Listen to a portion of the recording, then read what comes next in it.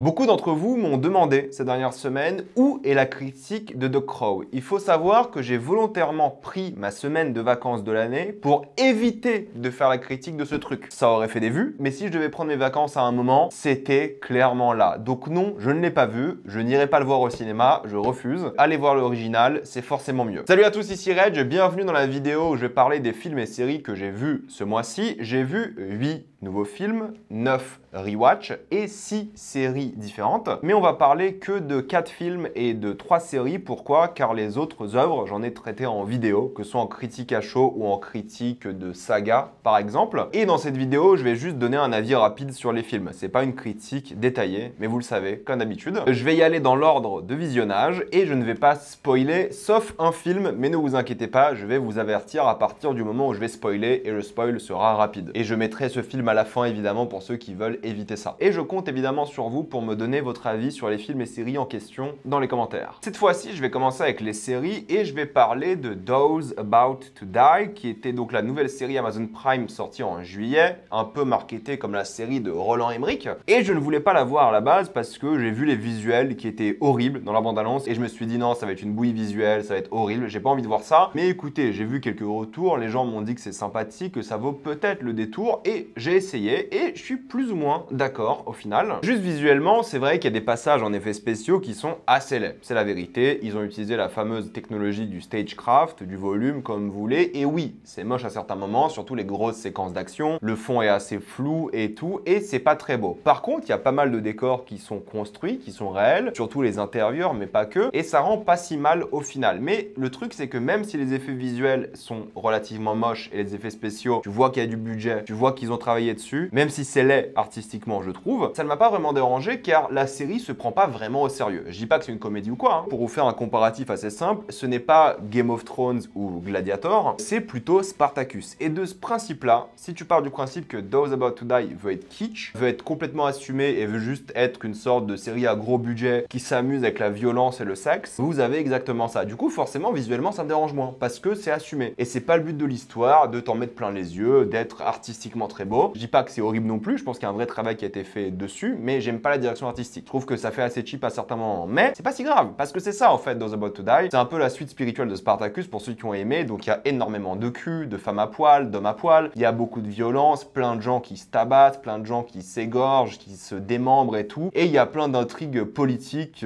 qui sont tellement farfelues, tirées par les cheveux, des facilités scénaristiques dans tous les sens. Mais ça m'a pas dérangé, parce que c'est assumé, parce qu'ils vont à fond dans cette direction et ils se prennent pas la tête. Ça veut pas dire que c'est mauvais, encore une fois, ça veut juste dire que le registre, c'est le kitsch, et que justement ces différentes intrigues, que ce soit de gens qui viennent d'Espagne, qui veulent vendre des chevaux, que ce soit d'un mec qui s'occupe des nombreux paris de la ville et qui veut gagner, on va dire, en popularité et surtout en pouvoir, que ce soit de l'empereur qui est interprété par Anthony Hopkins, je vous le dis tout de suite, il a pas beaucoup d'épisodes ou de scènes, il doit avoir genre 5 scènes à tout casser dans toute la série, mais ses héritiers justement qui veulent prendre le pouvoir, bref, il y a plein d'intrigues, des gladiateurs aux prostituées, aux politiciens, et c'est ça qui est fun, c'est que ça se prend pas la tête, ça a un peu ce délire très gréco-romain, théâtral, over the top, qui est très fun à suivre. Et l'ambiance violente, horny ou excitée comme vous voulez et homo-érotique m'a fait grave kiffer. C'est complètement l'héritier spirituel de Spartacus. Et il y a moyen même que je préfère à Spartacus, parce que Spartacus après la saison 1, malheureusement, c'était plus du tout au niveau. Mais alors là, chaque réplique exagérée, tous les acteurs surjouent, mais c'est généreux. Il y a beaucoup d'action, beaucoup de combats, beaucoup d'animaux dans le Colisée, beaucoup de courses, de chars et tout. C'est clairement généreux et c'est fun. Il y a beaucoup de personnages en couleur, beaucoup d'intrigues qui vont dans tous les sens, mais qui s'entremêlent plutôt bien. Plein de clichés certes, mais l'histoire avance tout le temps. Donc en vrai, tu t'ennuies pas et c'est fun à voir. Donc si vous acceptez la série pour ce que c'est, si vous vous attendez pas à voir une grande série sérieuse comme, je sais pas, Rome, vous allez passer un bon moment. Je dis pas que c'est excellent ou forcément mémorable, mais c'était un bon moment. Il y a un vrai travail qui est fait dessus et en réalité, j'ai bien aimé. Et oui, j'aimerais bien voir une suite parce que la série était clairement divertissante. Ensuite, j'ai vu la série En Place saison 2 et à la base, je voulais en faire une critique, mais il fallait faire un choix entre En Place saison 2 et Chaos et j'ai préféré parler de Chaos. Et en réalité, En Place saison 1, moi j'avais bien apprécié, je trouvais qu'il s'amusait clairement avec le concept d'un gars de cité qui va se présenter au présidentiel. Il y avait des moments drôles, je trouve que les acteurs s'éclataient, il y avait plein d'idées différentes et intéressantes. Et oui, c'était un peu une satire et à la fois une parodie de la politique tout en ayant un peu de cœur et d'émotion. Et là, la saison 2, tu as le concept ultime, c'est Stéphane Blais qui est devenu président. Et en réalité, tu avais plein d'opportunités de faire des choses géniales avec le concept du président de la France. France, mais je trouve honnêtement que c'est une opportunité gâchée. J'ai pas détesté, mais c'est clairement en dessous de la saison 1 parce que le concept même de la présidentielle était plus intéressant et mieux fait qu'ici le concept du président. Parce qu'en vrai, en tant que président, il y avait tellement mille choses à faire d'intéressantes. Forcément, il y a les législatives et ils en parlent un petit peu, mais ça va jamais au bout du délire et c'est jamais assumé. Ils parlent de la sécurité du président qui aussi n'est pas assez drôle. C'est des intrigues qu'ils oublient et remettent quand ça les arrange. Parce que ça, le souci, il y a trop d'intrigues. Il y a 6 épisodes et il y a beaucoup plus d'intrigues que ça. Et chaque épisode n'est pas focalisé sur une intrigue. Ils mélangent tout à chaque fois. C'est juste une succession de sketchs avec pas beaucoup d'originalité. C'est ça le vrai souci. Parce qu'en réalité, ils abordent des choses qui sont sérieuses et intéressantes comme les relations internationales, comme les politiciens qui manigancent et la différence entre un gars de cité qui en réalité a plus d'humanité qu'un politicien qui a fait la politique toute sa vie. Ils parlent de l'extrême droite, du colonialisme, mais c'est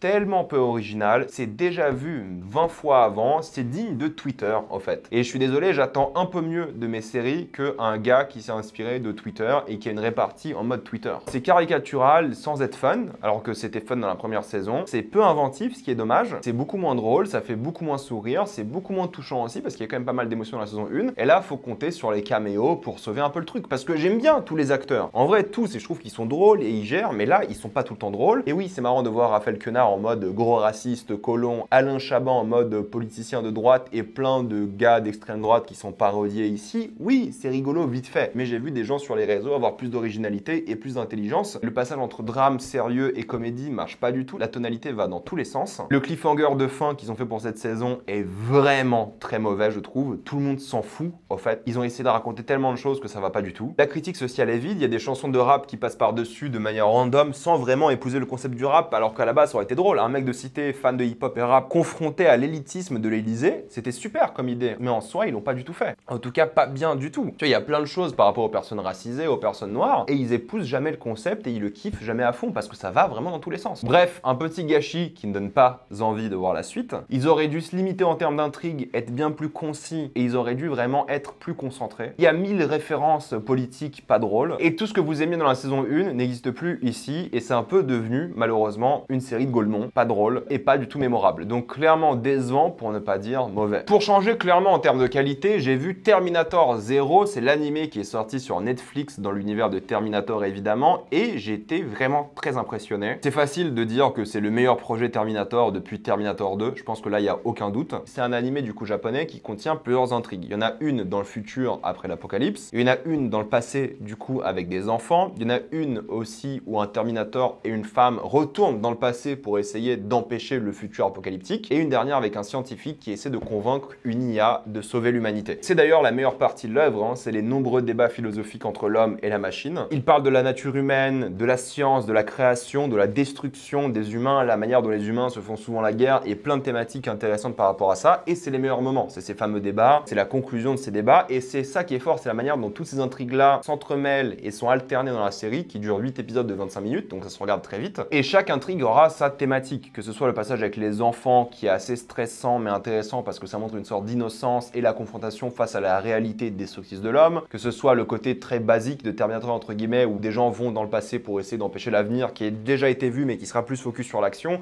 même s'il y aura des choses philosophiques dedans. Et oui, c'est ça qui est fort, c'est que c'est une série qui parle de philosophie, qui parle d'humanité, qui aura pas mal de séquences touchantes, intéressantes, fortes en symbolisme, c'est-à-dire que oui, ça reste une série d'action, qui a beaucoup d'action, qui est violente. Alors je suis pas très fan de l'animation, je trouve qu'elle fait un peu cheap, même si je suis pas un énorme spécialiste en animé japonais, loin de là, mais le symbolisme et la mise en scène sauvent un peu l'animation et le côté technique de celle-ci, et ça rend les séquences bien plus fortes parce qu'il y a ce symbolisme, parce qu'il y a ces idées de mise en scène, parce que cette violence est bien utilisée, le regard de l'innocence par rapport aux enfants est bien utilisé. Bref, c'était vraiment bien. J'ai apprécié les nombreux rebondissements, j'ai apprécié le rythme vraiment bien foutu, j'ai adoré réécouter la musique culte vraiment bien utilisée, et le meilleur compliment que je peux faire à la série, parce que j'ai pas envie de tout vous révéler non plus, c'est qu'elle m'a rappelé à quel point, au fait, la licence Terminator est bien.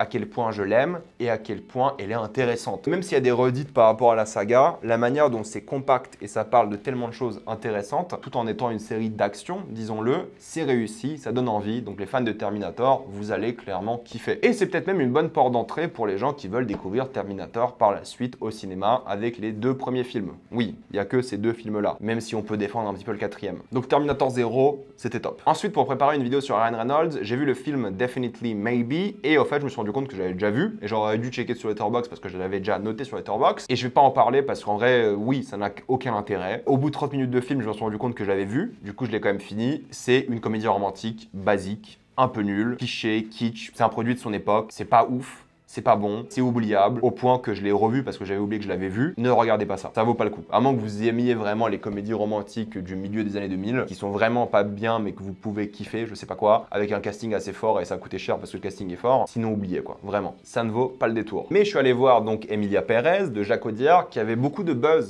par rapport à Cannes, prix du jury, si je dis pas de bêtises, prix de l'interprétation féminine pour les 3 actrices et c'est jamais arrivé, je crois avant. Je suis pas fan de Jacques Audiard, pour moi le dernier bon film qu'il a fait c'est Le Prophète. J'ai pas tout vu. Donc je suis un peu à la ramasse sur ça, j'avoue. Mais bref, je suis allé le voir. C'est une comédie musicale en plus. Donc moi, je kiffe les comédies musicales parce que oui, ce n'est pas un thriller de cartel. C'est une comédie musicale, certes avec du cartel, mais ça reste une comédie ou un musical si vous préférez. Et moi, c'est clairement mon délire. Pour ceux qui ne savent pas, c'est l'histoire d'un trafiquant de cartel qui veut faire sa transition de genre et donc devenir une femme car elle s'est toujours reconnue en tant que femme. Et en même temps, ça lui permet de fuir la police et de vivre une vie normale. Mais forcément, il y aura tout un débat sur la place de la femme dans la famille et c'est ça un peu la thématique principale. C'est comment tu deviens réellement une femme dans un foyer familial, comment tu fais face à ton passé où tu étais l'homme de ce foyer, le mari, le géniteur de ses enfants et comment maintenant tu retrouves ta place ici. C'est ça la thématique, c'est qu'est-ce qui est réellement une femme. Ça parle pas beaucoup de la transidentité et des débats qu'il y a autour, que ce soit physique ou psychologique et des problèmes liés à ça. Et il y a plein de gens qui ont critiqué le fait que cette transition se fait par intérêt, mais en réalité, c'est bien montré dans le film que cette personne-là a toujours voulu faire cette transition car elle s'est toujours sentie comme femme. Et là, forcément, elle en profite pour fuir la police. Certes, bon, il y a peut-être ça à critiquer, mais moi, ça m'a pas dérangé. J'ai pas trouvé ça mal intentionné dans le film. J'ai trouvé ça d'ailleurs assez bien. Et c'est cool de montrer une femme qui, certes, essaie de fuir la police en tant que mère ou femme au foyer et comment elle gère ça. Et voilà, c'est la place de la femme qui est intéressante dans l'œuvre. Qu'est-ce qui fait une femme dans ce foyer? Qu'est-ce qui fait une femme dans une carrière? Parce qu'il y a aussi Zoé Saldana qui, elle, est embauchée pour aider cette femme à faire sa transition, qui, elle, est une avocate, mais elle n'arrive pas à percer dans sa carrière parce que c'est une femme et les hommes percent beaucoup mieux qu'elle et grimpent les échelons alors qu'elle n'y arrive pas. Alors que oui, là, en ayant fait des choses illégales, elle va réussir à percer, à avoir une meilleure vie, des choses comme ça. Donc il y a un débat sur les femmes, sur la féminité et j'ai trouvé les débats par rapport au film intéressants. Un peu simples, un peu déjà vus, un peu clichés, peu originaux je trouve et je trouve que c'est pas assez mis en avant cette transidentité et ils auraient dû peut-être un peu plus développer ça parce que le sujet est cool en réalité et tu vois vraiment l'humanité et l'émotion derrière, ça c'est indéniable. Mais c'est pas un débat sur les transitions par exemple, c'est un débat sur la femme. Mais j'ai pas trouvé le film profond, je trouve qu'il restait vraiment très en surface, très superficiel, qui n'abordait pas ses idées à fond, même s'il y a des parallèles intéressants qui sont dressés. En termes de tonalité, ça passe ou ça casse pour beaucoup de personnes. Moi, je trouvais que ça allait à certains moments, mais à certains moments, je voulais rigoler alors qu'il fallait pas. Ça alterne assez mal entre le kitsch du drame, le côté telenovela, très mélodramatique, qui marche pas très bien, et les côtés plus humoristiques et les chansons qui vont dans tous les sens. Et il y a beaucoup de chansons, hein, pour le coup, c'est une vraie comédie musicale. Je trouve que l'équilibre était pas très bon. Je trouve que le film était long, 2h15, ça traîne en longueur, mais j'ai eu du mal à connecter avec les personnages, avec l'ambiance, avec la tonalité qui alternait beaucoup dans le film. Par contre, la chose qui est indéniable, c'est l'acting. Tout le monde est exceptionnel. Meilleur rôle de Zoé Saldana, meilleur rôle de Selena Gomez.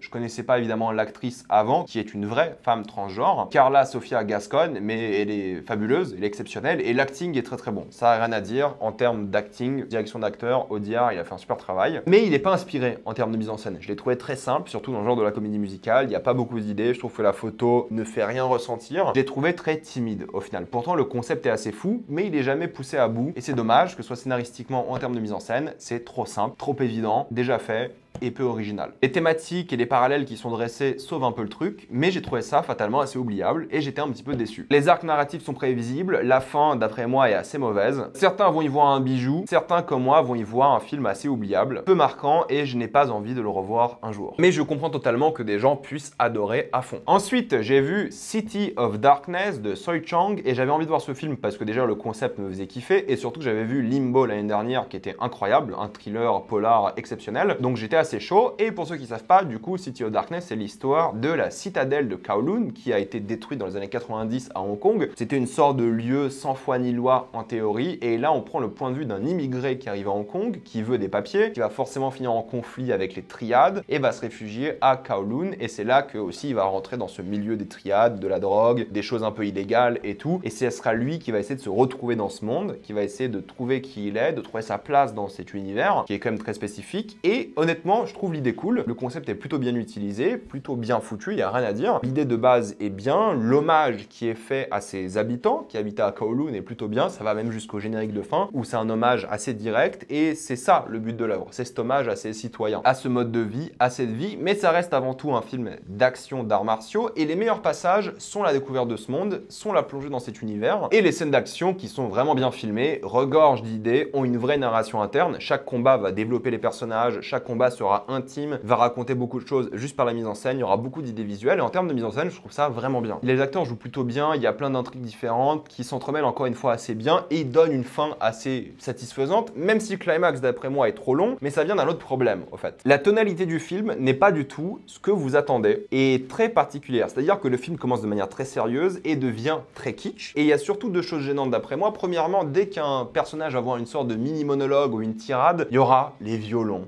le piano, ça sera très mélo, très over the top aussi, très kitsch. Ça va en faire des caisses pour chaque petit discours avec la musique à fond. Chaque discours, chaque dialogue ou monologue est censé être émouvant et ils en font des caisses. Moi, ça m'a dérangé de une, je trouve que le film en faisait trop et surtout, c'est peut-être pas dit dans le film, mais les personnages ont des super pouvoirs. Oui, les scènes d'arts martiaux sont bien, mais il y a des super pouvoirs. C'est-à-dire qu'il y a un personnage qui va jeter sa clope, va taper 20 personnes et va rechoper sa clope juste après, qui a pas bougé en fait. Et il y a un gars qui est invincible. Il peut se faire poignarder, tirer dessus, il ne peut pas mourir. Donc il y a plein de trucs comme ça qui sont fantastiques, qui sont irréels, et je trouve que ça gâche la tonalité de l'œuvre. Même si c'est bien filmé, c'est impressionnant, il y a rien à dire. Les scènes d'action sont cool, mais c'est trop long. La fin, ils ont fait des caisses, je trouve que c'était pas mérité, était complètement perdu. Et ça m'a fait penser à un autre film, ça m'a fait penser à RRR, qui pareil, en faisait des caisses, qui était kitsch, qui avait une sorte de bromance comme dans ce film-là, qui marchait bien en termes d'équilibre, de tonalité, de séquence. Là, tout s'enchaîne, je trouve, de manière assez peu satisfaisante. Et les meilleurs moments sont les moments de personnages, les scènes d'action certes, mais dès que tu arrives à un moment quand tu penses que c'est la fin et après il reste une demi-heure, le film est trop long. Les scènes d'action sont bien, mais pour moi, la tonalité super-héroïque a un peu gâché le truc. Il y a des gens qui vont adorer, qui vont apprécier. Moi, ça m'a sorti du truc, même s'il y a des qualités indéniables à l'œuvre. Pour moi, dès qu'il y avait un truc un peu fantastique, ça me faisait sortir un peu des enjeux et je trouvais ça un petit peu dommage. J'étais beaucoup moins investi émotionnellement quand t'as des gars invincibles, quand c'était beaucoup trop kitsch, quand ça te faisait rire, mais c'est censé être dramatique et émouvant vu les violons qu'ils mettent. J'ai un peu de mal. J'aime bien l'hommage, que ce soit aux scènes d'action qui sont en hommage au cinéma hongkongais de manière générale, au fantastique aussi les scènes d'action, parce qu'en vrai il y a plein de scènes d'action de plein de cinémas chinois, hongkongais, qui sont fantastiques, en soi c'est pas ça qui me dérange, mais l'équilibre et la tonalité dans ce film-là, pour moi, n'était pas réussi. Et ça c'est un petit peu dommage, et j'étais un petit peu déçu. Je comprends le symbole et tout évidemment, mais moi ça m'a vraiment laissé sur le carreau, et je suis sûr que des gens vont adorer, mais moi c'était pas le cas. C'est un bon film, vraiment, qui peut-être mérite d'être vu pour les fans d'action et d'arts martiaux, mais trop mal géré en termes d'ambiance et de rythme. Le dernier film de cette vidéo que je vais spoiler à partir d'un moment, je vous dirai lequel, est le film Blink Twice, donc le premier film réalisé et écrit par Zoe Kravitz avec son mari dans l'un des rôles principaux, Channing Tatum. C'est un film d'un sous-genre horrifique très connu, mais qui est déguisé en film de mystère. Je vous dirai c'est quoi le sous-genre à la fin, dans une mini partie spoiler. En gros, c'est plusieurs personnes qui vont aller sur l'île d'un tech millionnaire, ou milliardaire même, pour passer de bonnes vacances, mais forcément quelque chose cloche, quelque chose est très louche et bizarre, et les personnages principaux vont essayer de découvrir ce qui se passe réellement ici, donc ça fait forcément penser déjà un petit peu à un mélange entre Shyamalan et Jordan Peele, et c'est clairement les deux inspirations principales. Le film est coupé en 3 parties distinctes, qui fait que le film est plutôt bien rythmé, même si encore une fois je trouve la fin trop explicative, ils en font trop des caisses, tout en étant timide sur certaines choses. J'en parlerai en spoiler. Pour moi, le côté féministe aurait dû être un peu plus brutal et plus direct, ce qui est un peu décevant, je trouve. Le truc, c'est que c'est plutôt bien filmé, c'est efficace, c'est bien joué, je trouve, il y a une belle direction d'acteurs. Tu vois que les acteurs se kiffent, qu'ils sont tous là pour faire un film qui leur font plaisir, en plus d'être dans un endroit qui est très beau esthétiquement. Il y a tout un discours par rapport au traumatisme, qu'est-ce que ça fait de se rappeler de ces traumatismes, comment on vit avec, comment on vit avec son enfance, comment est-ce qu'elle nous a forgé, comment les traumatismes nous changent aussi. Il y a un truc sur la colonisation aussi qui est pas mal et intéressant, parce que c'est une maison de colons. Et il y a des natifs d'ailleurs ici, mais c'est trop le cliché. Vous savez, le natif qui est un petit peu trop glauque et bizarre, et clairement dans le coup d'une certaine manière, et plein de clichés de films d'horreur déjà vus 1000 fois. Au point qu'en fait tu sais ce qui se passe, tu vois le twist arriver à des kilomètres, c'est pas très surprenant, la fin. Le truc qui est un petit peu sauvé, c'est que l'ambiance est bien gérée. Je trouve qu'il y a pas mal d'idées, en tout cas en termes de montage, de rythme, même si ça reste timide, encore une fois. Et le gros souci c'est ça, c'est l'originalité. T'as déjà vu ce film avant, plein de fois, sûrement. C'est rien de nouveau, rien de spécial, divertissant, même si un petit peu long, déjà vu 1000 fois, et si vous passez outre ça, si vous vous dites ok, j'ai ou pas assez vu de films comme ça, ou je suis prêt à me retaper le même genre de film que j'aime d'habitude, vous allez kiffer en vrai. Le truc c'est que c'est basique, et déjà vu. C'est ça le gros défaut. Parce qu'en vrai, sinon, c'est bien réalisé, c'est divertissant, c'est surtout bien joué. J'étais impressionné par Nomiaki qui fait un bon travail, mais c'est pas le meilleur du genre, même si je peux vous le conseiller pour les fans d'horreur. Mais les gens qui aiment bien le genre spécifique de ce film, que je vais spoiler maintenant dans 3, 2, 1, c'est un rape and revenge. Et lorsque tu comprends assez rapidement dans le film que c'est un rape and revenge, parce que tu sais qu'il y a quelque chose par rapport au traumatisme enfoui, tu comprends rapidement que ces femmes-là sont violées et brutalisées durant leur présence sur l'île, que ça arrive constamment. Et c'est ça, en fait, mon petit regret, c'est qu'en vrai, je pense que le film aurait été mieux sans le mystère et que s'ils avaient assumé le concept de rape and revenge de manière un peu plus brutale, que le mystère se résolve un peu plus tôt. Parce qu'en vrai, la fin, dès que c'est fait, dès que c'est résolu, c'est long, je trouve. C'est moins impactant, c'est moins poignant, c'est moins fort, et dès que tu comprends que le genre c'est du rape and revenge, le film devient un petit peu moins bien. La fin est moins satisfaisante, le film aurait dû être un peu plus bombastique, plus grand, plus fort, plus brutal, plus satisfaisant. Ces femmes auraient dû se venger d'une manière plus forte, ça aurait dû être visuellement moins timide sur la fin, et c'est trop long, tu sais, Channing Tatum qui explique tout son plan et tout à chaque fois. Bref, la fin est longue, un peu décevante. Le concept est bien, et j'aurais aimé que ce soit un rape and revenge plutôt dans l'histoire, plutôt qu'essayer de faire un film de mystère en mode de gros twist ou je sais pas quoi, alors que c'était prévisible depuis le début. L'idée sur le traumatisme, les mémoires et tout est intéressant, mais je trouve que la conclusion est pas assez satisfaisante. Et il y a trop de retournements de situation, le fait qu'elle était déjà sur l'île avant, qu'il est là depuis longtemps et tout. Ils auraient pu mieux faire sans tomber dans des clichés. Parce qu'en vrai, l'histoire, en soi, est bien, mais je trouve l'exécution assez décevante et fatalement assez oubliable. Je vais m'arrêter là, mettez-moi dans les commentaires ce que vous pensez de tous ces films, les adorez-vous ou pas, j'ai envie d'avoir votre avis. Comme d'habitude, pensez à vous abonner à la chaîne pour voir les prochaines vidéos, mettez un j'aime, ça aide beaucoup la chaîne. Suivez-moi sur tous mes réseaux pour plus de contenu exclusif, et moi je vous dis à la prochaine fois. Salut à tous.